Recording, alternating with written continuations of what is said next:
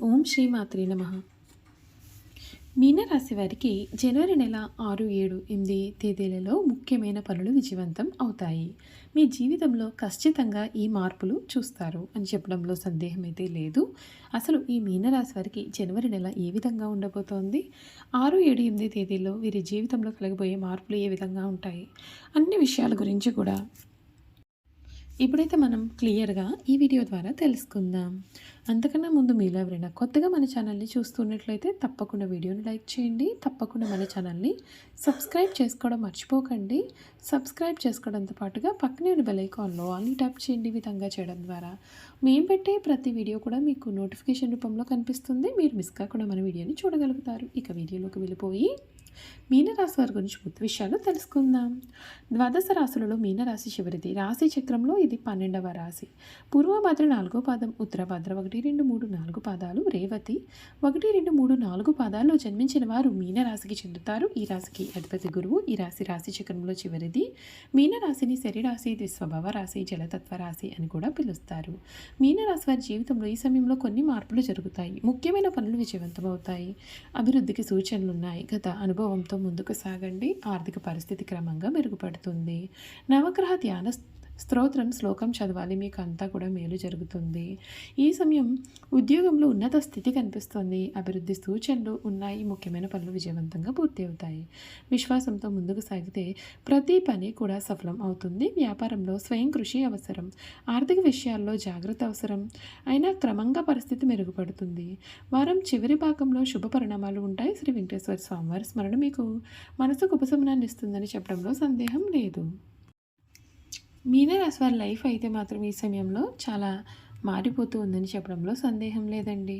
ఈ రాశి వారికి ఈ సమయం అంటే జనవరి నెల వీరి జీవితంలో ముఖ్యంగా వ్యాపారం గురించి చూసుకున్నట్లయితే కనుక వ్యాపారస్తులకు మొదటి భాగం పని ఒత్తిడి లేదా బాధ్యతలు అనేవి అధికంగా అనిపించవచ్చు. మనుషులను మేనేజ్ చేయడం, డెడ్లైన్స్ అందుకోవడం లేదా అధికారాన్ని జాగ్రత్తగా వాడడం కూడా చాలా అవసరమవుతుంది. ఈ నెల మధ్య తర్వాత నెట్వర్కింగ్ వలన లాభాలు ఉంటాయి.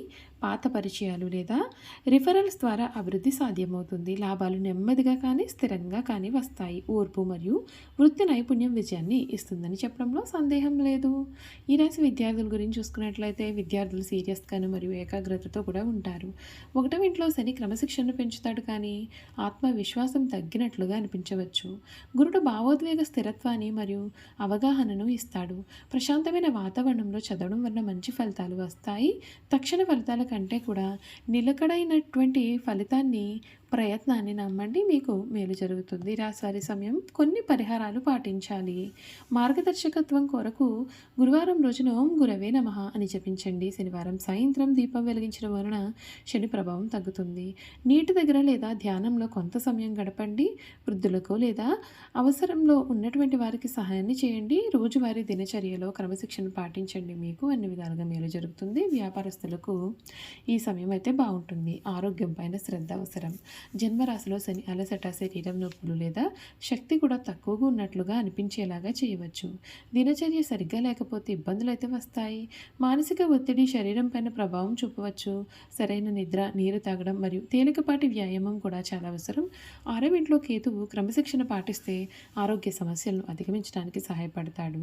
దినచర్యలో నిలకడ ఉంటే ఆరోగ్యం అనేది స్థిరంగానే ఉంటుంది. కుటుంబం మరియు బంధాల గురించి చూసుకున్నట్లయితే కుటుంబ జీవితం భావోద్వేగ పరంగా ముఖ్యమైనదిగా ఉంటుంది. తల్లిదండ్రులు లేదా ఇంటి విషయాల పట్ల మీరు అధికంగా బాధ్యతగా ఉంటారు. 4వ ఇంట్లో గురుడు భావోద్వేగ మద్దతునిస్తాడు, కానీ మిమ్మల్ని సున్నితంగా మారుస్తాడు. ఈ రాశి వారికి ఆర్థిక పరిస్థితి చూసుకున్నట్లయితే ఆర్థికపరమైన విషయాలు క్రమంగా మెరుగవుతాయి. మొదటి భాగం ఇల్లు, కుటుంబం లేదా బాధ్యతలకు సంబంధించిన ఖర్చులు ఉండవచ్చు. 4వ ఇంట్లో గురుడు సౌకర్యాలు, ఆస్తి లేదా భావోద్వేగ అవసరాల కొరకు ఖర్చులను పెంచవచ్చు. ఈ నెల మధ్య తర్వాత ఆదాయ మార్గాలు మెరుగవుతాయి. పని పరిచయాలు లేదా గత ప్రయత్నాల ద్వారా కూడా ధనలాభం సూచిస్తుంది. పొదుపు మరియు భవిష్యత్ ప్రణాళికలను సమీక్షించుకోవడానికి ఇది చాలా మంచి సమయం. 12వ ఇంట్లో రాహువు అనవసరమైన ఖర్చులు లేదా దాగి ఉన్నటువంటి ఖర్చుల పట్ల జాగ్రత్తగా ఉండమని హెచ్చరిస్తున్నాడు. స్పృహతో పొదుపు చేయండి మరియు ఆవేశంతో ఖర్చు అసలు చేయకండి. చూసారు కదండి, ఈ మీనరాశి వారి గురించి తెలుసుకున్నారు కదా. ఇక ఈ మీనరాశి వారి యొక్క గుణగణాలు కూడా ఈ విధంగా ఉండిపోతూ ఉన్నాయి. క్లియర్గా తెలుసుకుందాం. మీనరాశి పూర్వభద్ర 4వ పాదంలో జన్మించినటువంటి వారు చాలా అదృష్టవంతులు. అందమైన గంభీరమైన రూపం కలవారుగా ఉంటారు. ఉత్తరభద్ర నక్షత్రంలో జన్మించిన వారు చక్కటి సుందరమైన రూపము, సద్గుణ గుణాలతో పాటు ధర్మములు కూడా తెలిసి ఉంటారు. శత్రునాశనం చేయవారుగాను, సుఖ జీవితానికి అలవాటు పడినవారుగాను ఉంటారు. అయితే ఉత్తరభద్ర 1వ పాదంలో జన్మించిన వారు తొందరపాటు నిర్ణయాలు తీసుకున్నట్టు ఇతరులపైన అధికారం చెలాయించే నైజాన్ని కలవారుగా ఉంటారు.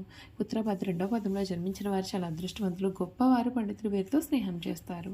జ్యోతిష్య పరిచయం కూడా వీరికి ఉంటుంది. రాజకీయ ప్రవేశాన్ని కూడా వీరు చేస్తారు. ఉత్తరభద్ర 3వ పాదంలో జన్మించిన వారు కళా నైపుణ్యం కలవారుగా ఉంటారు. పరస్త్రీ సాంగత్యం ఉంటుంది. వీరికి దైవభక్తి కూడా హెచ్చుగా ఉంటుంది. కార్యసూర్యులని వీరిని చెప్పవచ్చు. ఉత్తరభద్ర 4వ పాదంలో జన్మించిన వారు ప్రజలను ఆకట్టుకుని మనస్తత్వాన్ని కలవారుగా ఉంటారు. చాలా చాతుర్యంగా మాట్లాడుతూ ఉంటారు.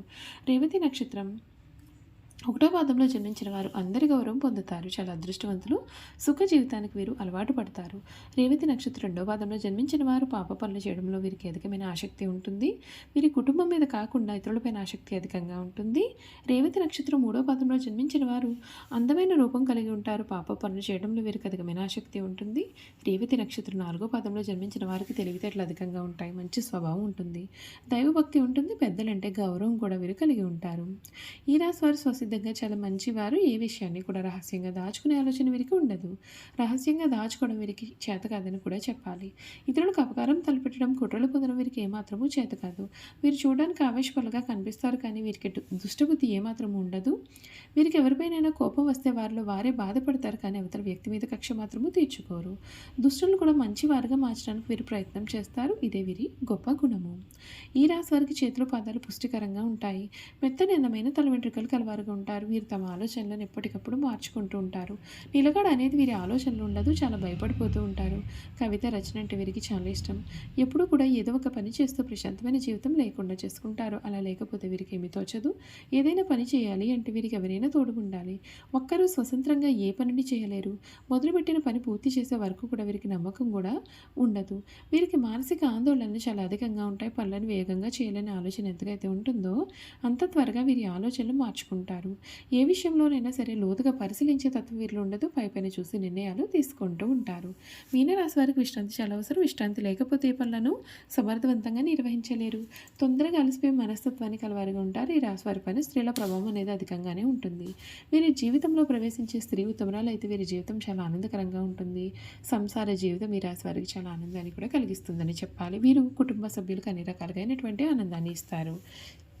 ఈ రాశి వారి జీవితంలో వివాహం అనేది వీరి జీవితాన్ని సమూలంగా మారుస్తుంది. సమూల మార్పును తెస్తుంది. చూశారు కదండి, మీనరాశి వారి గురించి తెలుసుకున్నారు కదా. ఈ వీడియో కనుక మీకు నచ్చినట్లయితే తప్పకుండా వీడియోని లైక్ చేయండి. తప్పకుండా మన ఛానల్ని సబ్స్క్రైబ్ చేసుకోవడం మర్చిపోకండి. సబ్స్క్రైబ్ చేసుకోవడంతో పాటుగా పక్కనే ఉన్న బెల్ ఐకాన్లో ఆల్ని ట్యాప్ చేయండి. ఈ విధంగా చేయడం ద్వారా మేము పెట్టే ప్రతి వీడియో కూడా మీకు నోటిఫికేషన్ రూపంలో కనిపిస్తుంది. మీరు మిస్ కాకుండా మన వీడియోని చూడగలుగుతారు. Thank you for watching.